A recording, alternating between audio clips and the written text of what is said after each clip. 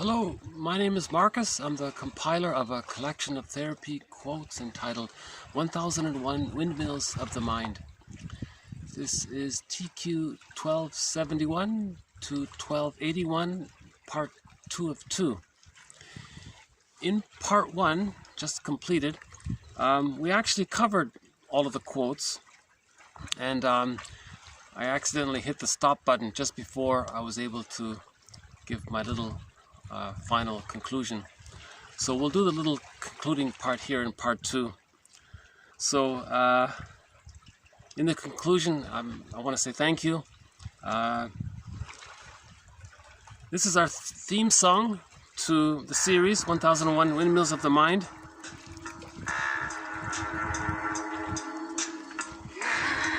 Wenn die Straßen plötzlich still sind, wenn die Stadt auf einmal schweigt, wenn aus steinernen Kaminen stumm der Mond zum Himmel steigt, wenn es hier in meinem Zimmer leer und einsam wird um mich, suche ich in den dunklen Schatten die Erinnerung an dich, und ich fühle, wie ein Augenblick zur Ewigkeit gerinnt, wenn das Spinnrad meiner Träume längst zerrissene Fäden spinnt und sich leis zu drehen beginnt, wie sich Mühlen drehen im Wind.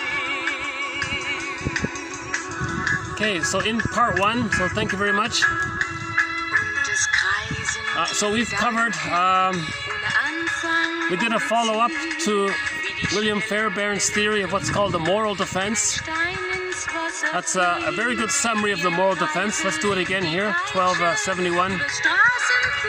An abused child, in order not to feel like an orphan, may protect his parents by identifying with their negative belief about him. This, quote, moral defense keeps the idealized parents in their ideal state, although it's undeserved.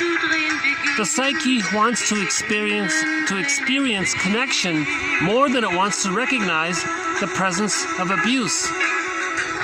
So that was well put there. The psyche, the baby's psyche, needs to have the connection, needs to bond to the parent. It can't handle the pain of the mother being rejecting. So the baby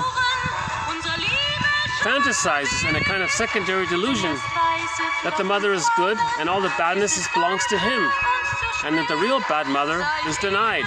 That's called a splitting defense mechanism. So again, as mentioned in part 1, David Solani talks about the moral defense. Okay, so every baby begins with the feeling, I'm not okay and mother's okay. That's the moral defense.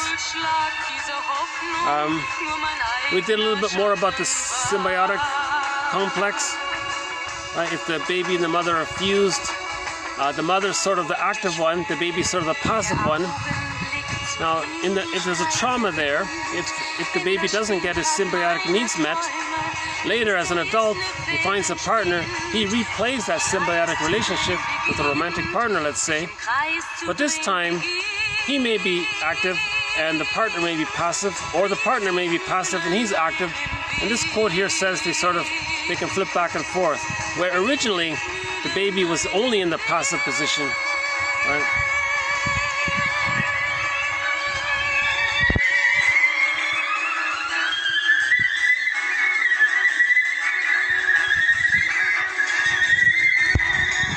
Okay, we added a couple of quotes from a new author here, Rosenfeld.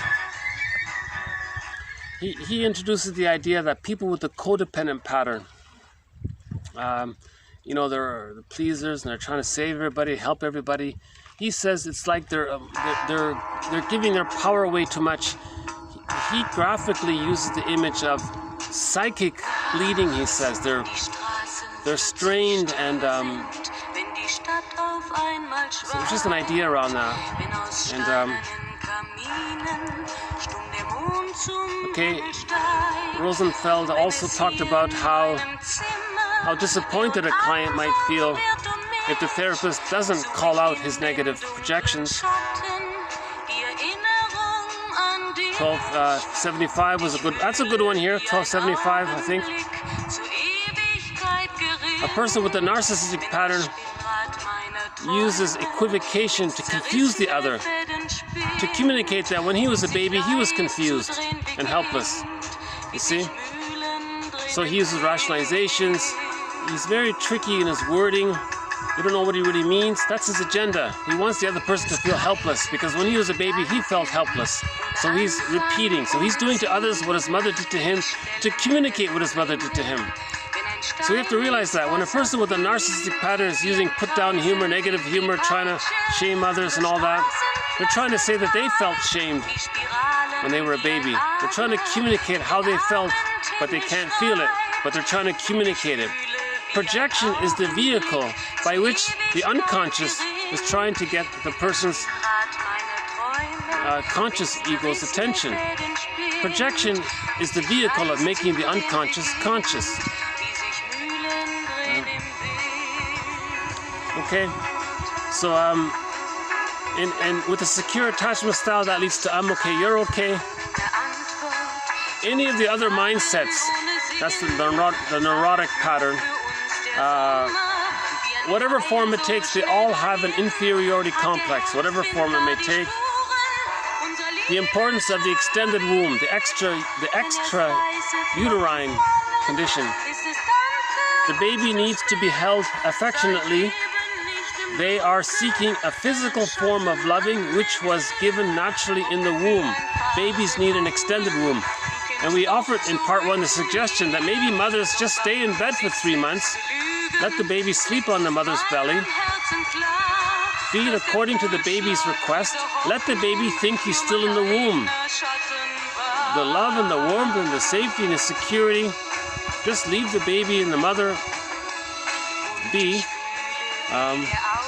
Now sometimes it's called the extended social womb, so the father can support that, help make that happen.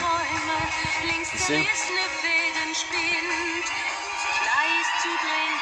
Okay, we also covered in part 1, we had the quote from a very good TV show, Route 66. There was a quote there that said, one person said, "The truth is always coming back at me from a time that doesn't exist anymore." I thought that was a good way of saying transference. Okay, so we have to resolve the transference. How do we resolve the transference?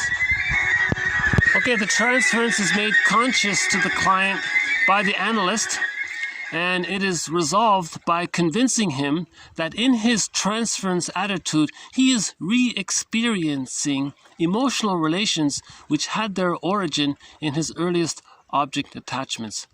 So he's got to be aware that he's projecting the past and the present. Okay, and TQ 1281, we did a series of a few sentences from the book When the Past is Present. I highly recommend TQ 1281. That's a good quote. And the Rosenfeld one, TQ 1275. Those are 2 great quotes I think we have here. They're all good quotes. Also in part 1, I did a little bit of a follow-up to some previous material as well. Okay, so just leave it here for today. This series, 1001 Windmills of the Mind, is named after what you're hearing. Katja Epstein's, her German rendition of the song Windmills of the Mind. Okay, what she just said there right now, that's Windmills of the Mind, right?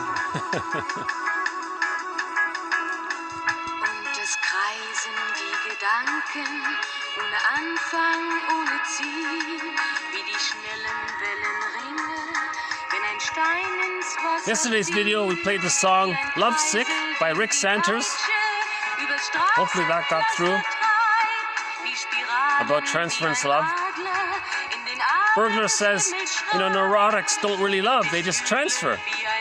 Right? The transference moments. So our goal here, where is it here? A real relationship happens when there are more you and I moments than there are transference moments.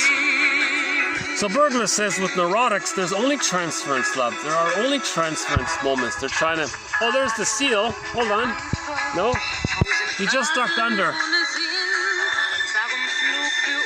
Yes, a seal made a quick appearance. Let's see if he comes up again. No? So we might see the seal in about a minute. Let's see.